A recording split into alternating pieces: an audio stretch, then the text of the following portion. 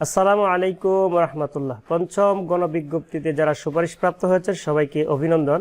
প্রিয় বন্ধুরা, এই ভিডিওতে আমরা আপনাদেরকে দেখাবো কিভাবে মোবাইল দিয়ে আপনি আপনার রিকমেন্ডেশন বা সুপারিশপত্র ডাউনলোড করতে পারবেন এবং মোবাইলে সেভ করবেন। এখন এটা আমরা কম্পিউটারে দেখাচ্ছি। চলুন তাহলে সেটা দেখার জন্য আমরা মোবাইল স্ক্রিনে চলে যাই। ওকে বন্ধুরা, আপনি আপনার হাতে থাকা মোবাইল দিয়ে এটা দেখতে পারেন। এর জন্য আমি প্রথমে গুগলে ক্লিক করলাম। দেন সেখান থেকে ntrca.gov.bd এটা টাইপ করে নিলাম। আপনি আপনার মোবাইলে থাকা ব্রাউজারে টাইপ করে নেওয়ার পর সার্চ অপশনে যাবেন। দেন আপনার সামনে এরকম একটা ইন্টারফেস চলে আসবে, যেটা NTRCA এর যে ইন্টারফেস বা হোম পেজ। এখানে আসার পর পঞ্চম নিয়োগ বিজ্ঞপ্তি 2024 যে অংশটা আছে, এখানে দেখেন সুপারিশপত্র ডাউনলোড লিঙ্ক, এখানে একটা ক্লিক করে দিবেন। দেন সরাসরি আপনাকে এরকম একটা পেজে নিয়ে আসবে। সেখান থেকে রিকমেন্ডেশন লেটার ফর অ্যাপ্লিক্যান্ট, এই যে লাল যে অপশনটা, এখানে একটা ক্লিক করে দিবেন। দেন আপনার সামনে এরকম আরও একটি অপশন চলে আসবে, যেখানে ইউজার আইডি এবং পাসওয়ার্ড চাচ্ছি।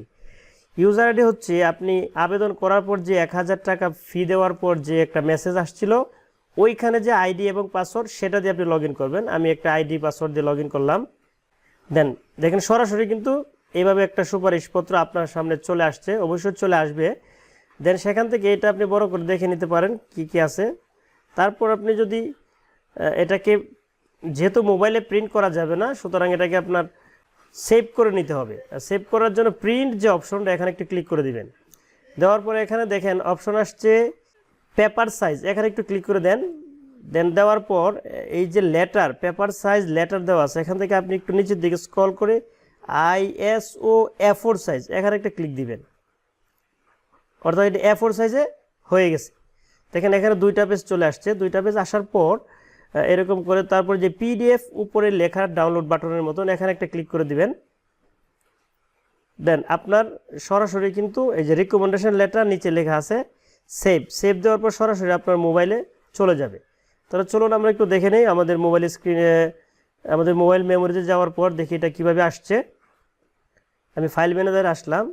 দেন ডকুমেন্ট বা ডাউনলোড যার যে এখানে অপশন আছে, এই যে দেখেন রিকমেন্ডেশন লেটার 1, অর্থাৎ এর আগে আমি একবার ডাউনলোড করেছি যার কারণে 1 দেখাচ্ছে। রিকমেন্ডেশন লেটারে ক্লিক করলাম। সুন্দর করে কিন্তু এটা আপনি আপনার মোবাইলে সেভ করে রাখতে পারেন, বা এখান থেকে মেইলে যে কোনো কম্পিউটারে পাঠানোর পরও এটা আপনি ডাউনলোড করে নিতে পারবেন। এই ছিল আজকের ভিডিও। পরবর্তী ভিডিওতে আমরা দেখাবো যারা সুপারিশ পেয়েছেন কি কি ডকুমেন্ট লাগবে MPO করার জন্য। সে পর্যন্ত সবাই ভালো থাকবেন আর আমাদের চ্যানেলটি সাবস্ক্রাইব করে সাথে থাকবেন। সবাইকে ধন্যবাদ।